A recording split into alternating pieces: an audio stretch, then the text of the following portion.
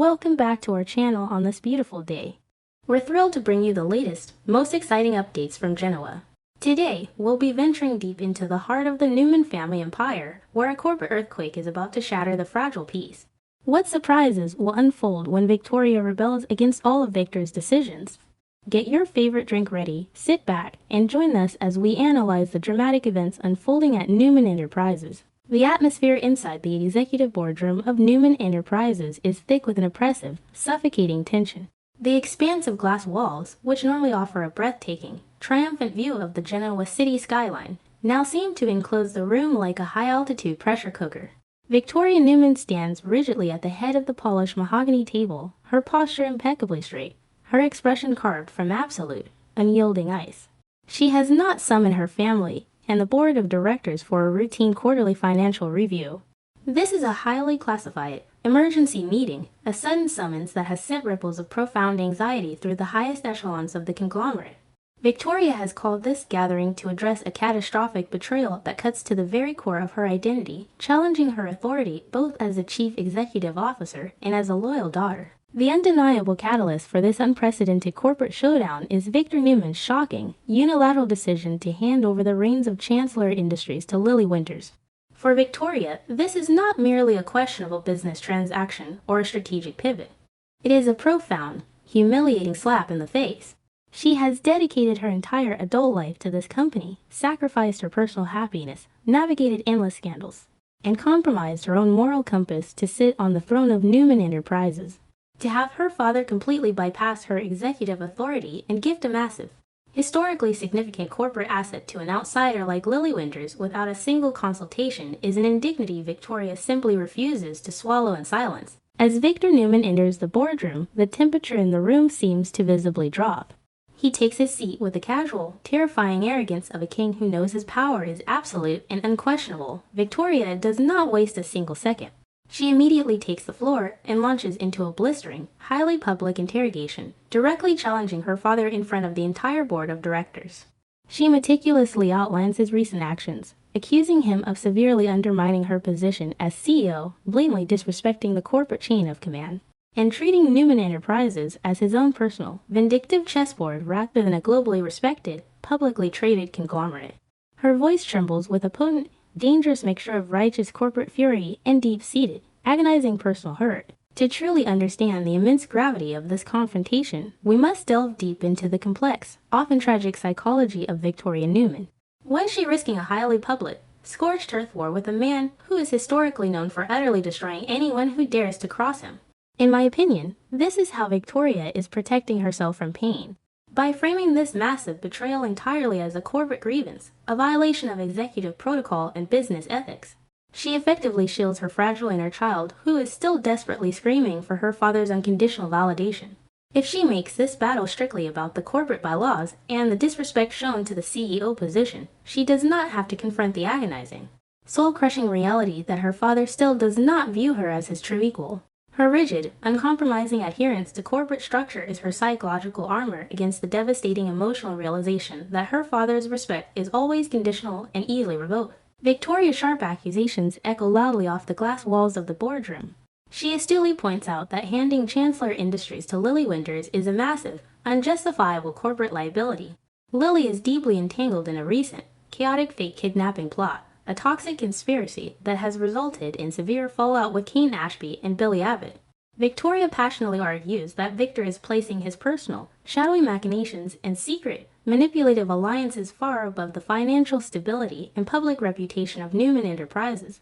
She demands to know, with tears of frustration pricking her eyes, why the acting CEO was kept entirely in the dark about a corporate transfer of such monumental, industry-shifting magnitude. Victor's reaction is chillingly predictable, yet no less devastating to witness.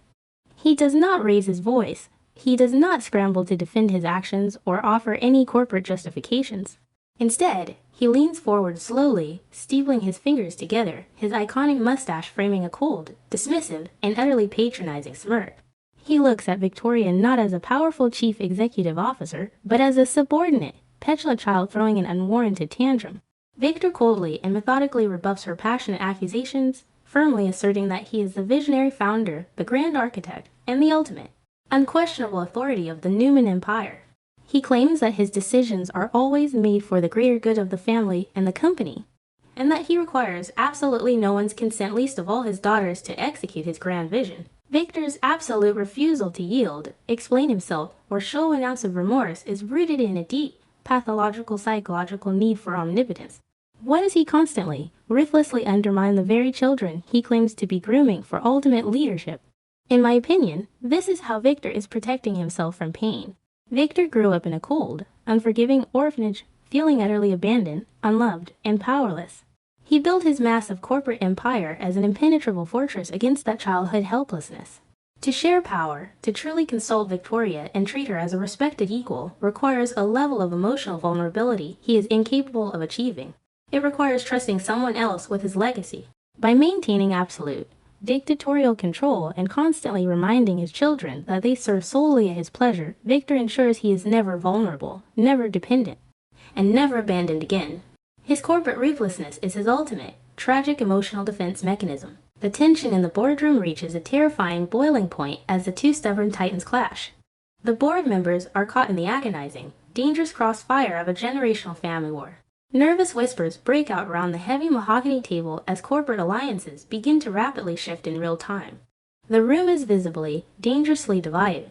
Some of the older board members, the traditionalist guard, not in silent, fearful agreement with Victor, remaining fiercely loyal to the ruthless founder who built their immense wealth. Others, the modernists who value strict corporate governance, transparency, and market stability, cast highly sympathetic and supportive glances toward Victoria. The division is not just a familial dispute. It is a profound corporate schism that threatens to tear Newman Enterprises apart from the inside out, potentially causing stock prices to plummet. Amidst this terrifying corporate bloodbath, Nikki Newman desperately attempts to play the role of the peacemaker. Sitting near Victor, Nikki is enduring her own private, agonizing hell. She is secretly battling terrifying new symptoms of her multiple sclerosis, including agonizing, blinding migraines, and frightening, sudden vision loss. Yet, she pushes through the immense physical agony, her voice strained and desperate as she pleads for calm and reason. She tries to bridge the massive, expanding chasm between her stubborn husband and her furious daughter, urging them to remember that they are a family first and a corporation second.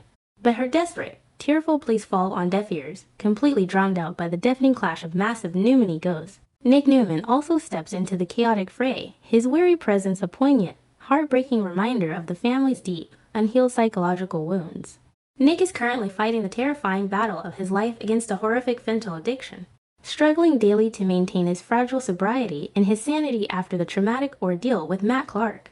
He is physically exhausted, his spirit deeply battered, and the absolute last thing he needs is a vicious, public family war. Nick tries to mediate, appealing to Victoria's sense of reason and Victor's buried paternal instincts. He warns them both, his voice shaking with exhaustion, that this highly public, humiliating spectacle is exactly what their many enemies like Billy Abbott and Phyllis Summers are hoping for. Despite the desperate, emotional interventions of Nikki and Nick, the boardroom confrontation only continues to escalate to dangerous new heights. Victoria is far too deeply wounded, her professional pride too severely battered, to even consider backing down now. She feels that if she yields to Victor in this critical moment, she will forever be cemented as a puppet CEO, a powerless figurehead dancing to Victor's unpredictable, manipulative tunes. She stares directly into her father's cold, unyielding eyes, and loudly declares that she will absolutely not accept this dictatorial behavior. She issues a stark, terrifying warning, stating that Victor's rogue, unilateral actions will have severe, irreversible consequences for Newman Enterprises, potentially triggering a massive loss of shareholder confidence and a devastating mass exodus of top executive talent. Victoria's final ultimatum hangs heavily in the sterile boardroom air, a dangerous, unprecedented challenge to the reigning king. She is drawing a massive line in the corporate sand, demanding that Victor either respect her hard-earned authority as CEO or face an internal corporate civil war that could leave the entire company in smoldering ruins. It is a desperate, highly emotional gamble, a terrifying game of corporate chicken. She is betting everything that Victor loves his legacy and his company enough to finally compromise. But she is severely, tragically underestimating the bottomless depth of her father's pride and his absolute, unwavering refusal to ever be dictated to by anyone, even his own flesh and blood. Victor's response to her ultimatum is a terrifying masterclass in psychological warfare. He does not blink. He does not flinch.